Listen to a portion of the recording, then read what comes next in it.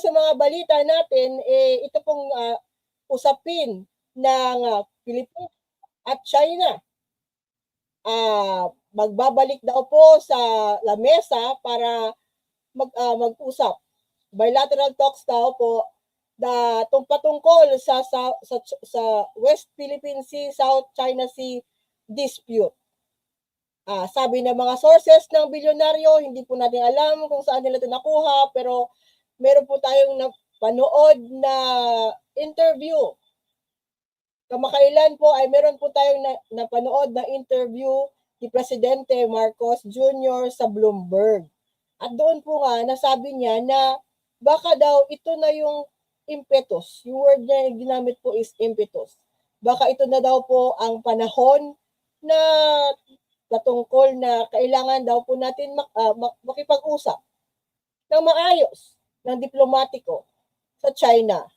Dahil doon sa sigalot na nangyayari sa Middle East na naapektuhan ang buong mundo dahil sa supply ng langis. So, wala naman pong masama, di ba? Sa tingin ko wala naman pong masama kung makipag-usap tayo. Kasi ang importante naman po pagdiplomasya po ang pag-uusapan is a friend to all, enemies to none. Kahit meron tayong something with China regarding our West Philippine Sea dispute or yung issue na yon na pero pwede naman po yun iba naman po kasi yung trade. Iba po yung pag-usapan na po ng trade industry, business, iba po yun sa nangyayari doon sa West Philippine Sea. Alam po natin na hinaharas ang ating mga Philippine Coast Guard doon ng mga Chinese vessels doon sa West Philippine Sea. At alam natin kung bakit. Mayroon pong untapped natural resources tayo doon sa West Philippine Sea. Lalong-lalo na kung saan po nandoon nakalagay ang Malapaya. Meron po doon untapped na resources ang ating bansa kasi teritoryo natin yun, di ba? So, hinagahanap, pwede ito, I think okay ito. Positive thinking tayo kung mag-uusap po ang Pilipinas at China regarding sa problema na ito. Wala pong masama. Kung mamasamain yan ng mga iba dyan, na mga Pilipino, nakilala natin na maki-China, tapos ngayon nalalaman na baka may posibilidad na makipag-usap tayo sa China dahil nga sa merong nangyayari sa ibang part ng mundo na naaapektuhan tayo. So ano masama? Sa mga times na ang buong mundo ay nagkakaroon ng problema, di po ba mas maigi na lang tayo makipagkaibigan at maghanap ng paraan para masolve yung global problem dahil sa oil na ginagawa doon nang hindi naman tayo kasali sa away nila. Pero apektado tayo. So, okay ako kung makipag-usap si PBBM sa Chinese President na si Xi Jinping. Wala naman po siguro mawawala sa pag-uusap ng maayos. Pwera na lang siguro kung kakausapin mo na bastusan yung usapan niyo. Ang presidente po natin ngayon, si PBBM, hindi po siya bastos. Hindi po bastos yung presidente natin ngayon. Hindi kagaya nung nakaraan. So, kung mangyayari ito, kung gumagawa ang China ng paraan para makausap yung gobyerno natin patungkol sa issue na to, di tingnan natin, i-weigh natin, nasa presidente po natin ito. Kung siya po ay makikipag-usap kasi siya po ang ating presidente, ang presidente ng Pilipinas, siya po ang kapitan ng ating foreign policy. Wala na pong iba. Siya po, yung nakaupong presidente ng Pilipinas, siya po ang magdidikta ng ating foreign policy. So, maghihintay po tayo kay PBBM kung anong desisyon niya talaga dito. Pero wala pong problema kung makikipagkaibigan ng maayos ng maayos na hindi tayo madidihado sa usapan ng mga klase nito. So hindi naman siguro tayo papabayaan ng presidente natin na alam naman natin ngayon ay naghahanap ng paraan. At kanina nga po morning nag-announce na po kanina morning na ang ating tawag dito stock supply ng langis ay hanggang June 30, 2026. Meron pa po tayong supply. At least kaya medyo dapat kumalma muna po. Hindi pa tayo crisis na kailangan tayo magpanic. Yun lang po. Okay pa tayo. Huwag po kayong maniwala sa mga diyan, naghahanap lang ng gulo para manggulo. So, okay yung China's yung itong kung pag-uusapan natin, wala pong mawawala sa pag-uusap na maayos. Yun lang po. 'Di ba? And kung meron pa pong ibang solusyon diyan, yung mga feeling na marurunong, magbigay po kayo ng suggestion sa gobyerno ng maayos din. Kung mas matalino pa kayo sa mga tao or kakakala ninyo, mas marunong pa kayo sa presidente na dumiskarte sa foreign policy, hindi mag-suggest kayo ng maayos. So next, speaking of positive thinking, pumunta po tayo sa isang hindi positive thinker.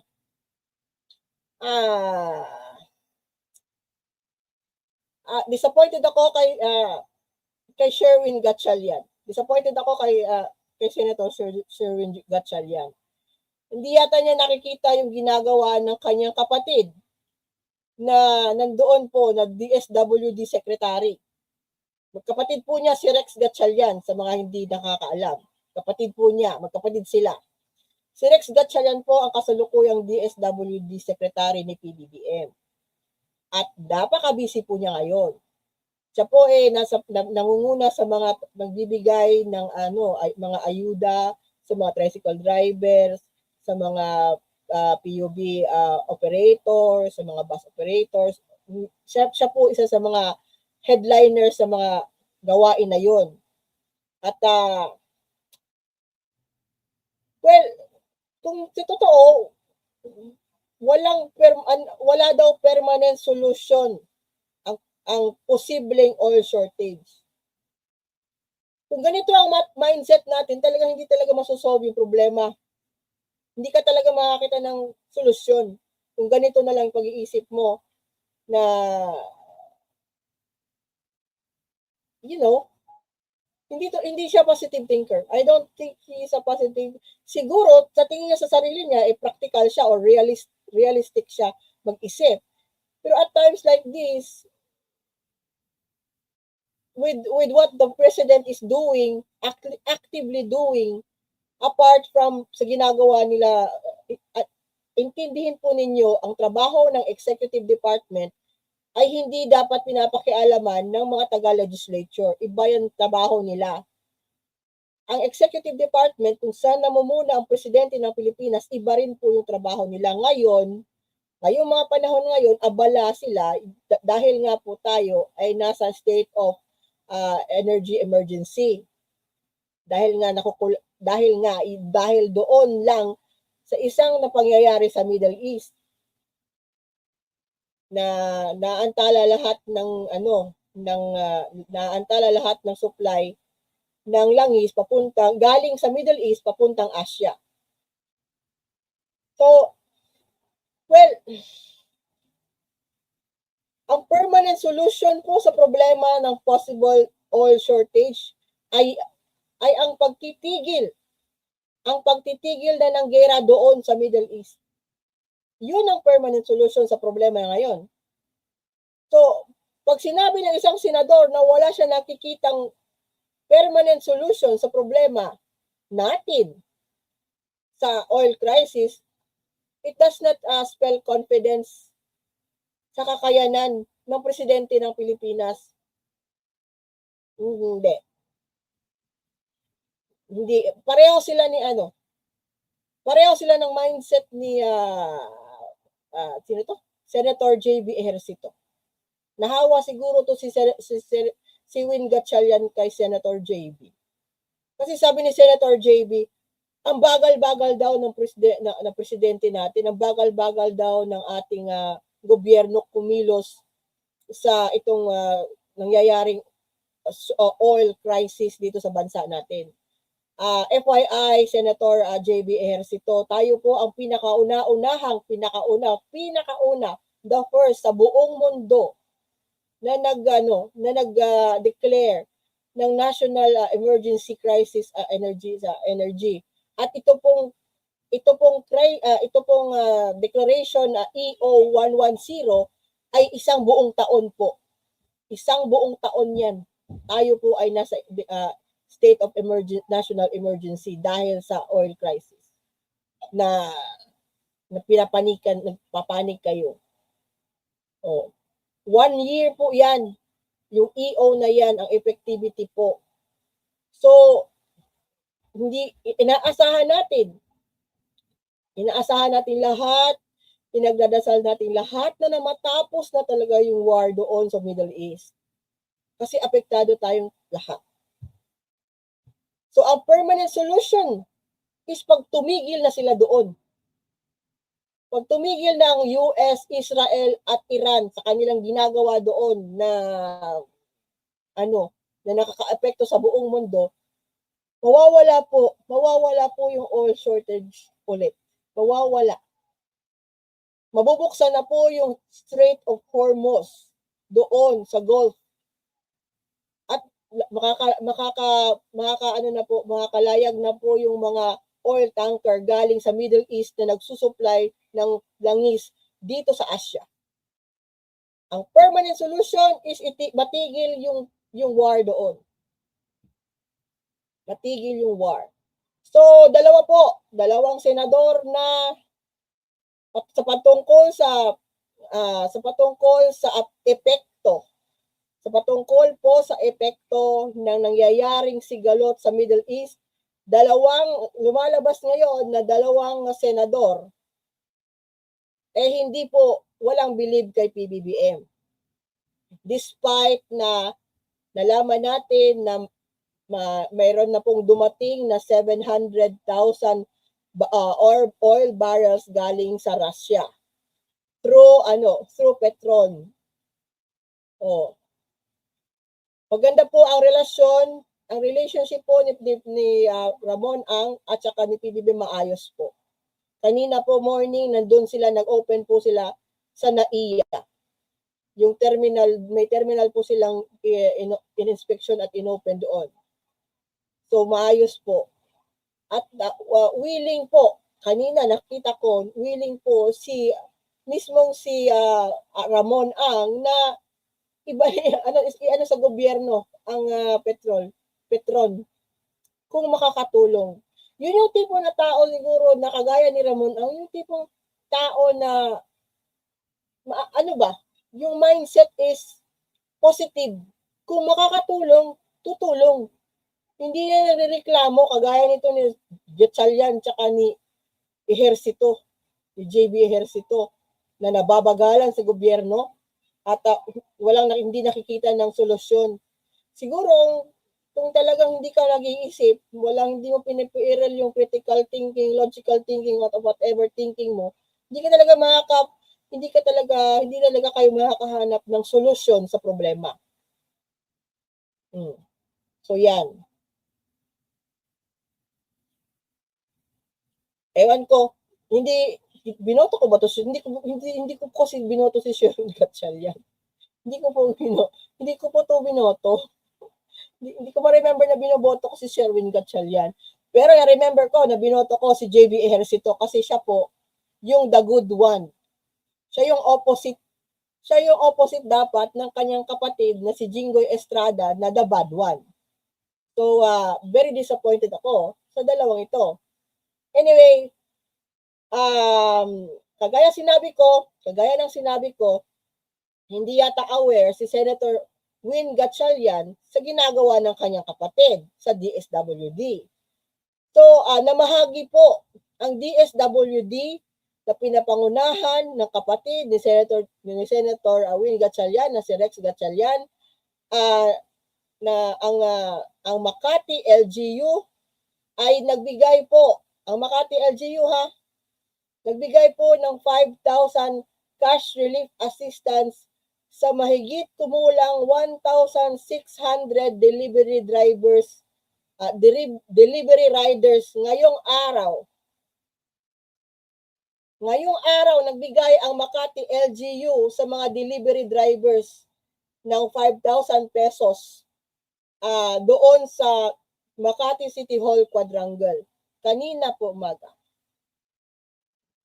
Ang LGU, katuwang ang DSWD na mahagi, inuulit ko hindi na po to tricycle driver hindi to tricycle driver, hindi to PUV driver.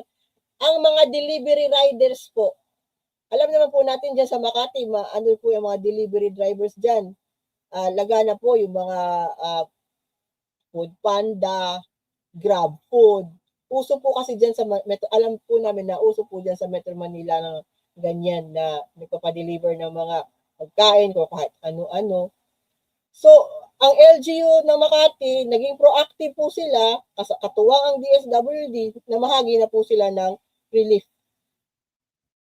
sa 1,600 na mga riders sa kanilang syudad. It's good job yun. At least ba, nakakatulong, kahit pa paano nakakatulong pa rin para ibsan yung laki ng, lumalaki talaga po ang gastos sa gasolina. Kung makakita po kayo ng gasolinahan na nagsisell pa ng around 80 pesos, 88 pesos per liter ng unleaded or below 100 or 90, 93 na mga gasolina, kung may oportunidad po kayo, magpagasolina po kayo. So yun. Swerte-swerte din kung meron pa kayong makita na gasolinahan na unleaded ang unleaded is 88, kagaya kagabi. Kami ng asawa ko, nagpa-full tank po kami. Na dito yung sa Ormoc City. Dito po sa Ormoc City, chill lang po ang mga tao. Chill lang po kami. Usually siguro taga mga Bisaya, tagang chill lang talaga. Hindi pa kami masyadong rattled. At dito po sa Ormoc, sa Leyte, geothermal po. I understand yung ibang mga lugar sa Luzon, gasolina ang nagpapaandar sa kanilang electricity, gasolina or crudo. Dito po geothermal. So, sana po yung solar. Kung siguro nabigay ng kumpanya, ng solar company na dati ni mamayari ni Leandro Lebiste, yung kanyang solar company, na nagkaroon ng kontrata sa gobyerno na mag-supply sila ng 12,000 megawatts na kuryente para sa kuryente para nilagay sa national grid natin. Kung na-fulfill po nila yung kanilang kontrata, di sana hindi po masyadong ngayon problema na hinaharap sa krisis sa enerhiya at sa gasolina. Nakita po ba niyo yun? Instead na mag-produce ang dating kumpanya na ni Leandro Lebiste ng 12,000 megawatts, wala pa po katiting, mga 1%, 2% lang yung kanyang na produce. Kaya po siya tinanggalan po si Leandro Lebiste ng mga kontrata ng kanyang mga producer, mga solar sub companies niya. Tapos sinasabihan niya ngayon ng gobyerno, si Leandro Lebiste, sinasabihan niya ng gobyerno na ibsan ang gagastusin sa ASEAN, sa pagdadalo ng ASEAN dito sa Pilipinas, kasi tayo nga po ang host ng ASEAN. Bayaran muna ni Lebiste, bayaran niya yung penalty na pinataw sa kanya ng Department of Energy na 24 billion pesos, bayaran niya muna yon. yung penalty na yon dahil hindi niya finulfill yung kanyang kontrata na mag-produce ng 12,000 megawatts para sa Pilipinas, para sa gobyerno, para sa mga konsumidor. Wala, magbayad muna siya ng 24 billion pesos before niya problemahin ang gigastusin ng gobyerno sa ASEAN, sa pag-host ng ASEAN. Di ba? Kaya huwag kayong magtaka kung bakit si Senator Loren Legarda may beef po kay DOE Secretary Sharon Garin. So, yun nga, balik tayo sa Makati, hindi siguro alam ng yung kapatid niya na sa DSWD ay very busy po sa bibigay ng ayuda sa mga nangangailangan ng mga driver, mga gumagamit ng mga bihikulo. So ang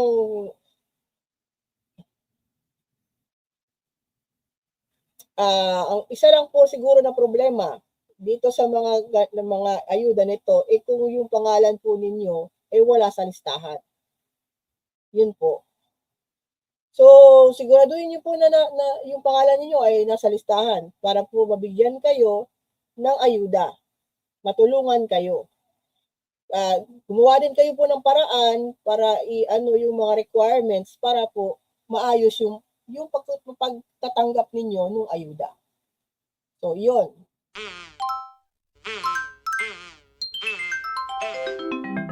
Kukulango.